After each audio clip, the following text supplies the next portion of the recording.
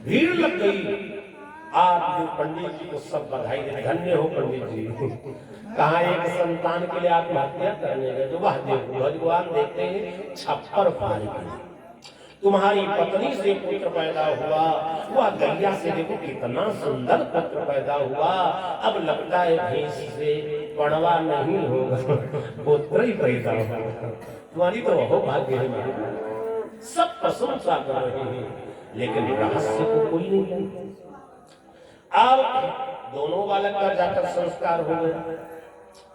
अब आज में पंडित जी ने कहा भाई लाओ बच्चों का नामकरण कर दिया, संस्कार किया गया। पंडित जी को बुलाया, भाई देखो बच्चों का नाम स्वयं नहीं रखना, ज्योतिष से रखाना चाहिए, लिखा पड़ा। ज्योतिष में क्या देखा जाता है? गांव का वर्ग। जैसे मान लो आपके गांव का वर्ग सर्प वर्ग है, तो अपने बच्चों का नाम गरुड़ वर्ग से रखो कि गांव का नेता हो, अगुआ हो, बुद्धिमान हो, धनवान हो, प्रधान हो, सब उसके अंदर में चले। ऐसा नहीं कि गांव का सर्प वर्ग हो, बच्चे नाम मूसक वर्ग से रखो, तो सांप तो मूस को खा जाता। मूसक वर्ग से रखो, जब गांव वाले उजाड़ बेच माच के गोविंदाय नमो नमो। इसलिए ज्योतिष से पहला नंबर वर्ग देता और दूसरा नंबर माता पिता के नाम से एक अक्षर होगा और तीसरा नंबर भगवान के नाम से जुड़ा हुआ। ये तीन चीज देख करके कब नामकरण किया। अब आजकल के लोग भैया कुछ भी नहीं लिखवाते। जैसे घर में बच्चा पैदा हो गया, अपना ही मन से नाम रख, कोई रिंकू, कोई पिंकू, कोई टिंकू, कोई सिक्की, कोई बिल्की, कोई पप्पू, कोई भप्पू, नाम कोई भुलौआ रख देते। तस्य नाम निरर्थकम। अंग्रेज लोग अपने कुत्तों का नाम रखते थे, भारत वाले अपने पुत्रों का नाम। तस्य नाम, ऐसे नाम निरर्थक है, नाम का अर्थ होना चाहिए। अंधियारी भागवत कथा कहने गए थे ना, तो जिनके यहाँ बैठे थे बगल वाले पड़ोसी पहुंचे, कुंडली लेकर दोपहर में, गुरु जी हमारे नाती की कुंडली देखो बहुत दुष्ट निकला है। बोले हमने कहा क्या बात है? कहा ये इतना दुष्ट, इतना मुड़ा, उसका पैर है ना रुकता ही। जब देखो घर में 5 मिनट पूछो भैया घर कहाँ, और 5 ही मिनट के बाद जो है मलकापुर पहुंचा। 5 मिनट इतना फास्ट उसका पैर घर में रुकता नहीं। हमने पूछा नाम क्या रखा? कहा महाराज नाम तो विक्की है। हमने कहा हीरो हुंडा नाम रखो। मलकापुर नहीं सीधे फैजाबाद मिलेगा। 5 मिनट। तस्य नाम निरर्थक।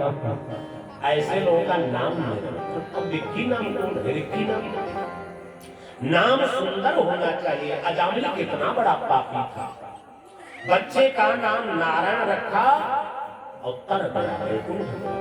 इसलिए बच्चों का नाम भगवान के नाम से जुड़ा हुआ। तो पंडितों ने जो गौ से पुत्र पैदा हुआ था, गौवत कर्णो जस्य सह गोकर्ण, उस बालक का नाम गोकर्ण रख दिया। और जब धुंधुली से जो बालक पैदा हुआ था, पंडितों ने कहा उसका भी नामकरण करे। धुंधली सामने खड़ी हुई, सुनो जी 9 महीना पेट में हमने रखा और नाम पंडित जी रखे हुए, ये नाम नहीं रख सकते आप। लोग ब्राह्मण तुम्हारे देवी क्या कहते हो? पंडित जी ज्योतिष से विचार। नहीं नहीं चलो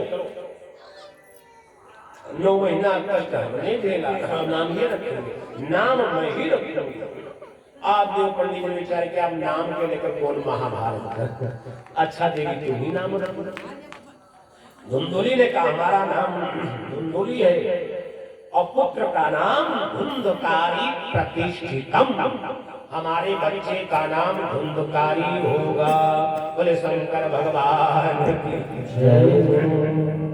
पंडित जी लोग बहुत हंसे, धन्य हो धुंधुली, तुम्हारा नाम धुंधुली और तुम्हारे पुत्र का नाम धुंधकारी। उसकी मां आप जो ब्राह्मण वाले संत। अच्छा चलो कोई बात नहीं। दोनों बच्चों का नामकरण हुआ, 5 वर्ष की अवस्था में हो गई। अब दोनों बच्चों का गुण तो देखो। 5 वर्ष की अवस्था में धुंधकारी है, 5 वर्ष की अवस्था में गोकर्ण। लक्षण का गोकर्णा पंडितो ज्ञानी और धुंधकारी महाकला। 5 वर्ष की अवस्था में गोकर्ण जी महान पंडित है और 5 वर्ष की अवस्था में धुंधकारी महान दुष्ट। ए भाई, नाम दोनों ने कमाया। एक विख्यात हुआ, गोकर्ण जी विख्यात हुए और धुंधकारी कुख्यात हुए। दोनों में अंतर देखो। एक महात्मा का आशीर्वाद है और एक दुष्टता का परिणाम। दोनों का धीरे धीरे लक्ष्य दिखाई पड़ने लगा। अब पंडित जी कैसे हैं हम आपको बताते हैं। कोई पंडित किसे कहते हैं? हमारा धर्म शास्त्र कहता है आचारो प्रथमो धर्म। जो हिंदू आचार विचार का पालन करता है वही धर्मात्मा। अब आचार विचार का पहला आचार यही है धर्म शास्त्रों में कि हर हिंदू को प्रातः काल स्नान करना चाहिए। यदि कोई भी हिंदू हो करके संधिजा शुक्रो भवति, संधिजा चंडालवत भवति, यदि कोई हिंदू एक दिन स्नान नहीं करता है तो चंडाल के समान। ये हमारे धर्म में। हाँ भाई, बुखार हो, कोई तबीयत खराब हो तो ठीक है, कंकड़िया स्नान कर दो, छींटा मार दो। लेकिन कुछ ऐसे भी आपको मिल जाएंगे कि जैसे दीपावली हो जाता है ना, तो ठंडी प्रारंभ हो तो स्नान खाए खूंटी टांग देते हैं और जो होली में आग लगता है मैंने गर्मी प्रारंभ होता है तब स्नान करता है। तो ऐसे हिंदू चंडालवत हो जाता है। इसलिए जहां तक आवाज जाती है हर हिंदू को नित्य स्नान करना, जल से नहीं रहना, पवित्रता स्नान।